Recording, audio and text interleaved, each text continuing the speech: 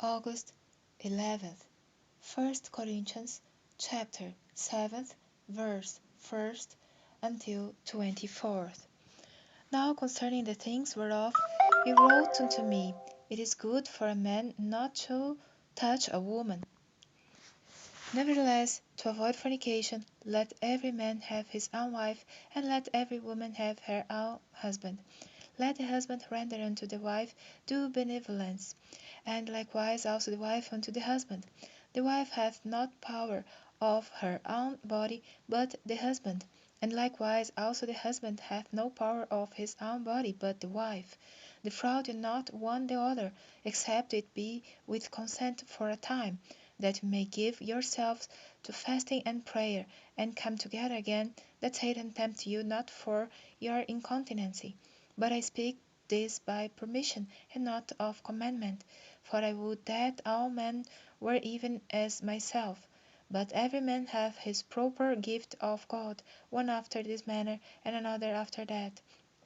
I say therefore to the unmarried and widows, it is good for them if they abide even as I.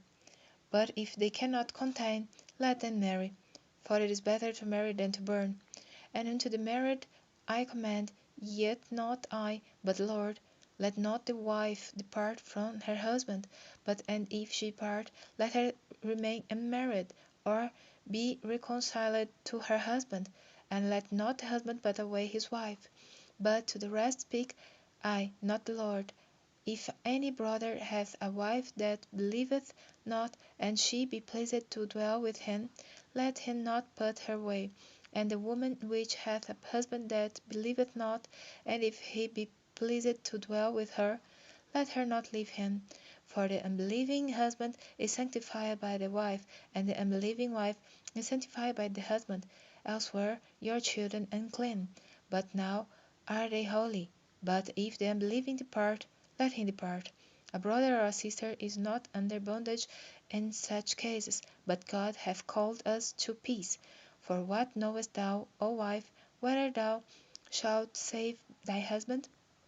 Or how knowest thou, O man, whether thou shalt save thy wife? But as God hath distributed to every man, as the Lord hath called every one, so let him walk. And so ordain I in all churches. Is any man called being circumcised? Let him not become uncircumcised. Is any called in incircumcision? Let him not be circumcised.